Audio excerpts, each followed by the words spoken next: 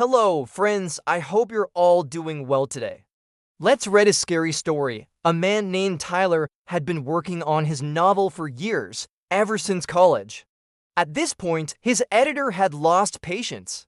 If you don't have the finished product on my desk by next month, she said, I'm dropping you from the company. So Tyler did what any reasonable writer would do. He rented a farmhouse on the edge of a quiet, forgotten town, cheap, secluded, and perfect for writing. The realtor had smiled too hard when handing over the keys. You'll get used to the nights, she said cryptically. Tyler had merely raised an eyebrow, assuming she was referring to nocturnal farm noises. But after the first night, he understood her words held a different meaning.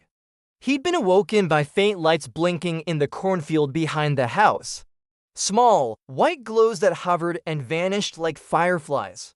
Rubbing the sleep from his eyes, Tyler shrugged off the strange occurrence and went back to bed. But the second night the lights returned, getting closer. He stared from his window as they blinked on and off in an odd pattern, almost as if signaling. He watched as they approached his home, stopping just short of his bedroom window. The corn didn't rustle, the air was still to still. Tyler told himself it was some kind of rural phenomenon, some trick of the light or unusual reflection. But by the third night, the lights were just outside his window, mere inches from his face.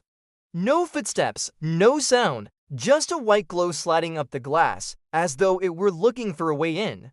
At that point, Tyler called the sheriff, a man whose gruff voice implied decades of dealing with idiotic locals.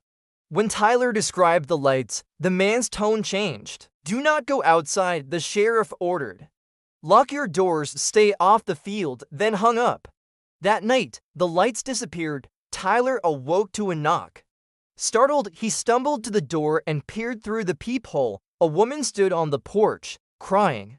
Please, she sobbed, my car broke down, I need help. Tyler opened the door halfway before stopping. Her face was pale, but oddly blank, as though drained of color. Her eyes flickered.